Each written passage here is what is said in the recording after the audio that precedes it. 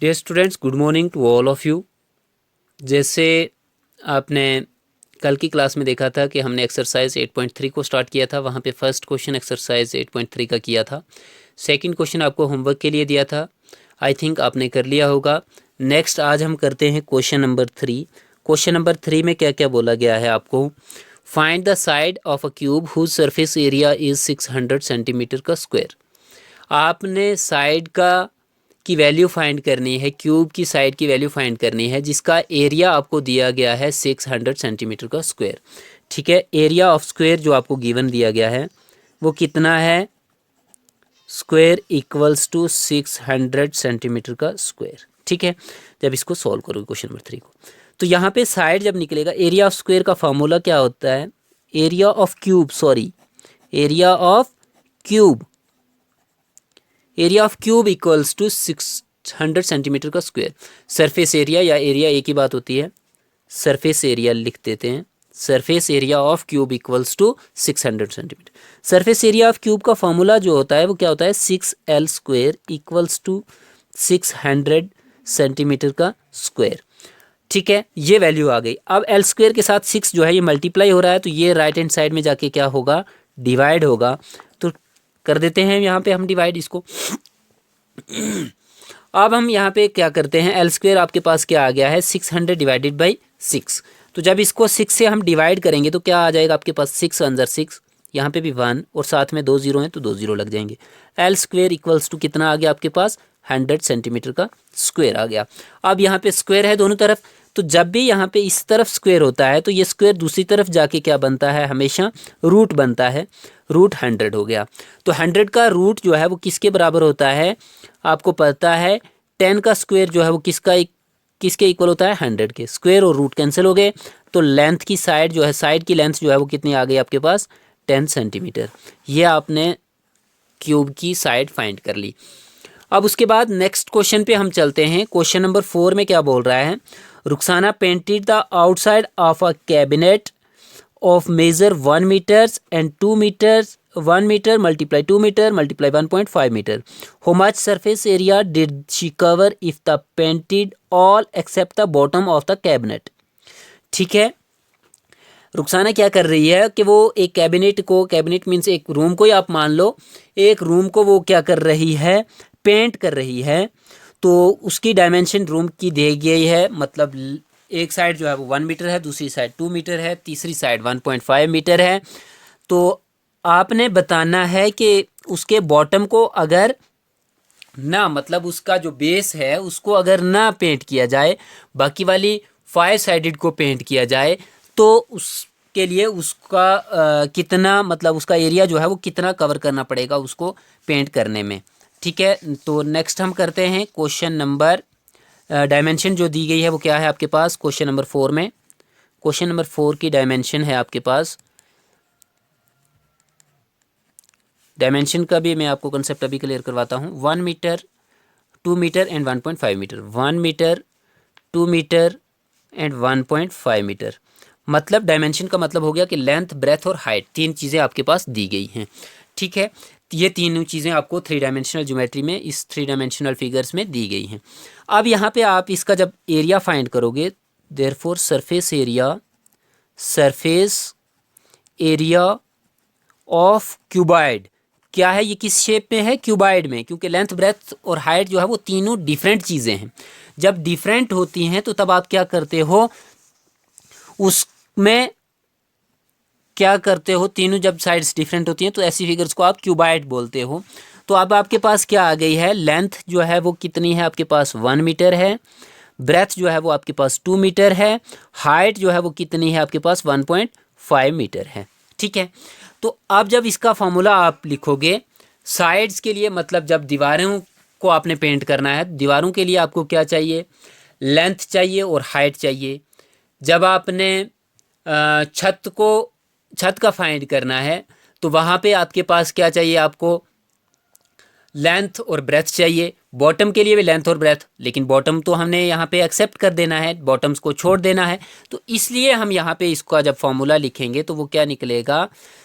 2 into length breadth plus 2 इन sorry length breadth जो है वो सिंगल रहेगी, क्योंकि सिर्फ टॉप को ही हमने करना है, बॉटम को नहीं करना। तो यहाँ पे क्या रहेगा, सिर्फ length breadth 2 into breadth height plus 2 into height length. ये वाला फॉर्मूला आप अप्लाई करके इसका एरिया जो है वो फाइंड कर सकते हो। लेंथ आपके पास क्या थी 1 multiply by 2 plus 2 into breadth क्या थी आपके पास 2 थी, और हाइट क्या थी 1.5 थी, और उसके बाद 2 इंटू हाइट क्या है 1.5 और लेंथ क्या है 1। जब इससे मल्टीप्लाई आप करोगे तो आपके पास आंसर इसके मिलेंगे। तो वो क्या हो जाएंगे, 2 को 1 से मल्टीप्लाई किया 2 हो गया, प्लस 2 तो ये कॉमन है, इस 2 को पहले कॉमन रहने दीजिए, अंदर वाले को पहले मल्टीप्लाई कर लेते हैं। तो 5 2 ज़र कितना हो जाता है, मतलब 1.2 को जब 2 से मल्टीप्लाई करोगे तो आपके पास आ जाएगा 3.0, प्लस यहाँ पे 2 अपनी जगह है, और 1.5 को 1 से मल्टीप्लाई करोगे तो वो क्या रहेगा 1.5 ही रहेगा। दोबारा से देख लेंगे, 5 1 ज़र 5 एंड 1 1 ज़र 1। तो ये वाली कंडीशंस आपके पास अभी आई हैं। आगे आपने क्या करना है वो चीज़ देख लीजिए।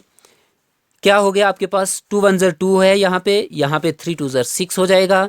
तो और यहाँ पे 2 को जब 1.5 से मल्टीप्लाई करोगे तो वो आपके पास आ जाएगा, चेक कर लीजिए कितना होता है, 5 2 ज़र 10, 1 कैरी हो गया, 2 1 ज़र 2 एंड 1 3.0।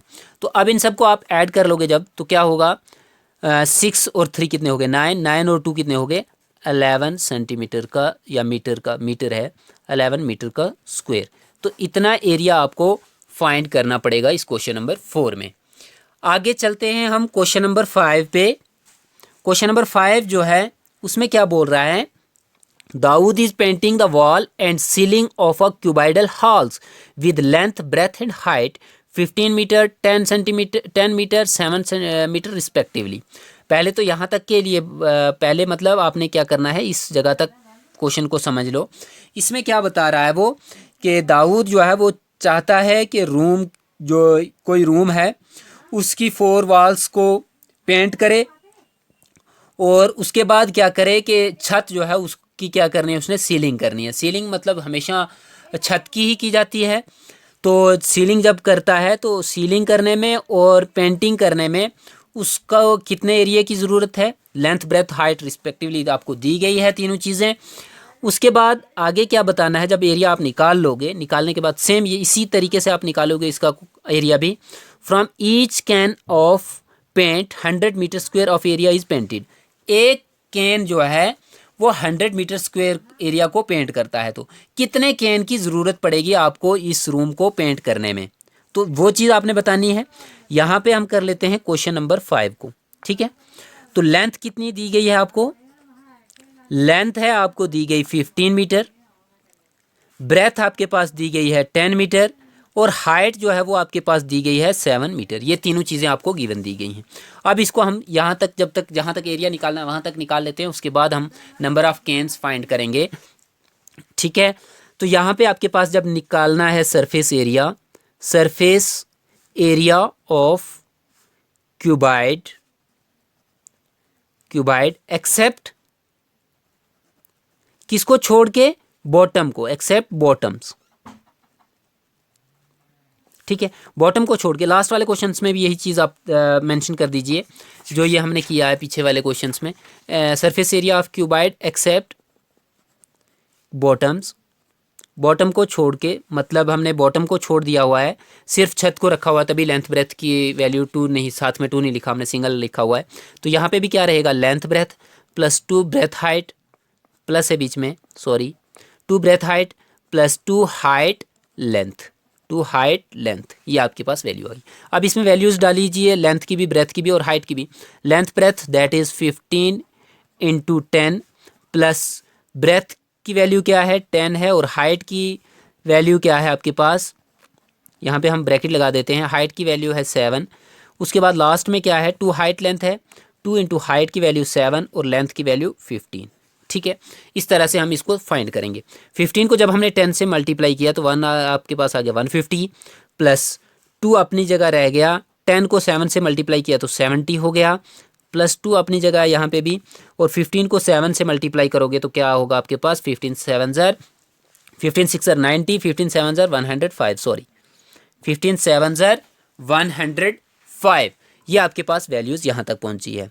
अब इसको टोटल आगे निकालते हैं। यहाँ पे तो 150 ही रहेगा, 72 ज़र हो गया 140 प्लस 105 को जब 2 से मल्टीप्लाई करोगे तो 210 हो गया आपके पास। ठीक है, 2 5 ज़ा 10, 1 कैरी 1 यहाँ पे लग गया, 2 1 ज़ा 2, 210 हो गया। अब इस सबको ऐड करोगे जब आपके पास क्या निकल के आएगा, जीरो में ऐड, हर जगह पे यूनिट डिजिट जीरो है तो जीरो रहेगा। 1 4 5, 5 और 5 फिर 10 हो गए।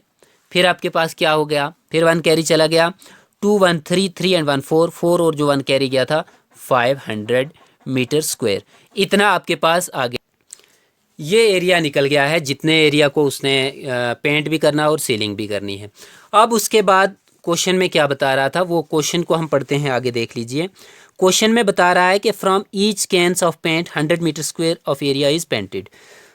तो यहाँ पे therefore one can be painted, one can of paint 100 metre square area, ठीक है। एक कैन जो है वो कितने एरिया को पेंट कर रहा है, 100 मीटर स्क्वायर एरिया को। Therefore number of can required to paint कितने एरिया को, 500 मीटर स्क्वायर एरिया को। तो उसके लिए आपको कितना चाहिए, तो आप इसको क्या करोगे, 500 मीटर स्क्वायर को डिवाइड कर लोगे 100 मीटर स्क्वायर से, तो 20 से 20 कैंसिल हो गया, तो कितना कैन चाहिए उसको, 5 कैन्स। Therefore 5 cans required. ये हो गया आपका ये क्वेश्चन नंबर 5। तो आज के लिए हम इतना ही रखते हैं। नेक्स्ट क्वेश्चन जो है क्वेश्चन नंबर 6, वो आपके लिए होमवर्क रहेगा, वो आपने खुद सॉल्व करना है। आपके पास describe how the two figures at the right at alikes and how they are डिफरेंट्स। एक आपके पास क्यूब है और दूसरा सिलेंडर है, तो दोनों का आपने सरफेस एरिया बताना है, लेटरल सरफेस एरिया दोनों का फाइंड करना है। आपने ट्राई करनी है, अगर हो जाए तो ठीक है, नहीं तो मैं आपको कल की क्लास में करवाऊँगा। आज के लिए इतना ही रखते हैं। बाकी दूसरी बात बच्चे, आप रेगुलरली आप क्लास को अटेंड किया करें, और जहाँ पे भी अगर आपको कोई भी किसी क्वेश्चन में किसी स्टेप में अगर डाउट आती है तो वो मुझे आप कमेंट सेक्शंस में बताया करें। दूसरी बात, अगर जिस बच्चे को भी समझ नहीं आती है तो वो मुझे बता सकता है कि किस स्टेप में समझ नहीं आ रही, किस वजह से समझ नहीं आ रही, फिर वो उसके बारे में बताऊंगा मैं आपको। और उसके बाद एक और बात, आपने नोट्स जो हैं अपने मतलब नोटबुक पे नोट किए करने हैं क्वेश्चंस, ताकि आपको जहाँ पे भी डाउट रहे वो आप बाद में जब रिवाइज़ करें तो आपको क्लियर हो जाए। आप अपनी तैयारी अच्छे से करें। ये इसीलिए मैंने ये चैप्टर आपको रखे थे U3 में, ताकि आप इन चैप्टर्स को अच्छे से पढ़ लें। U3 में भी पढ़ेंगे, T2 के लिए भी आपको यही चैप्टर्स चाहिए होंगे, ताकि अच्छे से रिवाइज़ हो जाएं। ठीक है, अल्लाह हाफिज़।